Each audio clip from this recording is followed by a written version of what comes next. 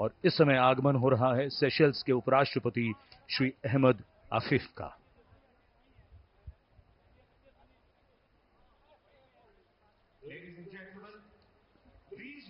Diplomatic ties between India and Seychelles have existed since Seychelles gained independence in 1976.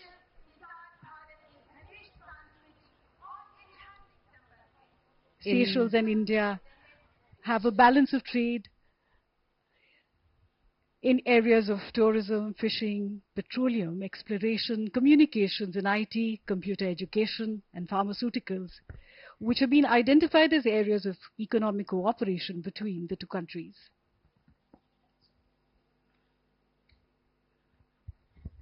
Bharat द्वारा Seychelles में अब तक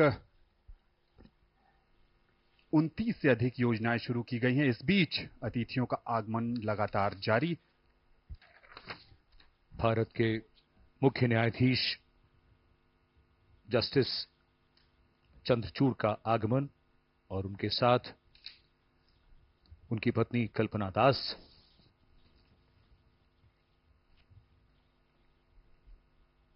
ये आयोजन अपने आप में कई कहानियों को समेटे हुए है।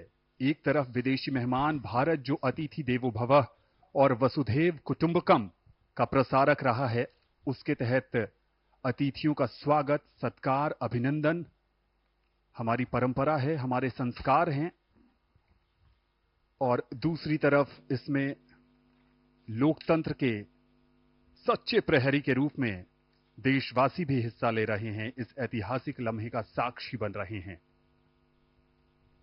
भारत के मुख्य न्यायाधीश लोगों से मिलते हुए।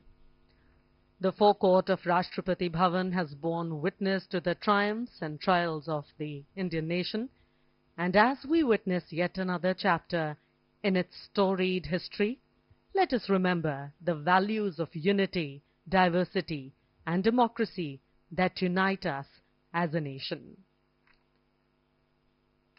Here at the heart of India's democratic machinery, the parliamentary system of governance is in full swing. With its roots deeply embedded in the Constitution, and this system has been the cornerstone of India's governance since independence. Eminent leaders who have taken this Smriti Irani sharing a laugh.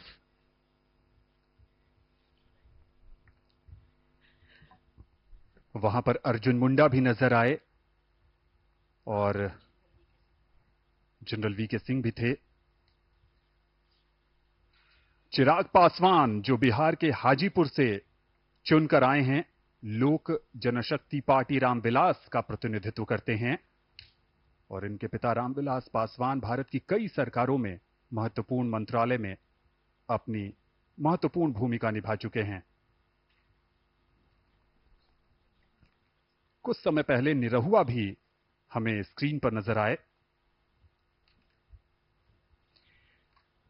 जैसा कि हम सब जानते हैं, प्रधानमंत्री मोदी जो नवनिर्वाचित प्रधानमंत्री हैं, तीसरी बार लगातार शपथ लेंगे।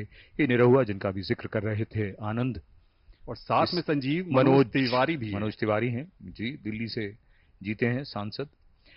तो ये बात अपने आप में इसको समझना, इसकी गंभीरता को भी महसूस करना चाहिए। लगातार तीसरी बार इसके पीछे जो प्रयास है, इसके पीछे जो लगातार कार्य किया गया है, ये उसका परिणाम है।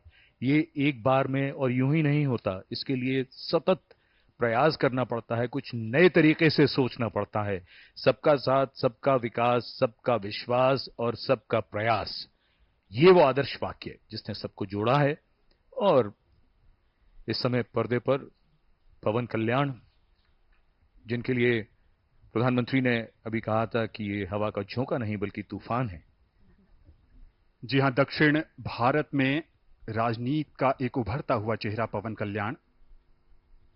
और यहां पर जो भी लोग आए हैं इस ऐतिहासिक समारोह का साक्षी बनने, उनके मन में उत्साह है, क्योंकि वो नए भारत के नवनिर्माण के जो शिल्पी हैं प्रधानमंत्री नरेंद्र मोदी, ये उस भारत का हिस्सा हैं जो उम्मीदों का भारत है, जो संभावनाओं को संभव करने का भारत है। ये मंच का वो हिस्सा है जहां पर ऐसा माना जा रहा है कि जो मंत्रिपरिषद में शामिल होंगे लोग वो बैठे हैं।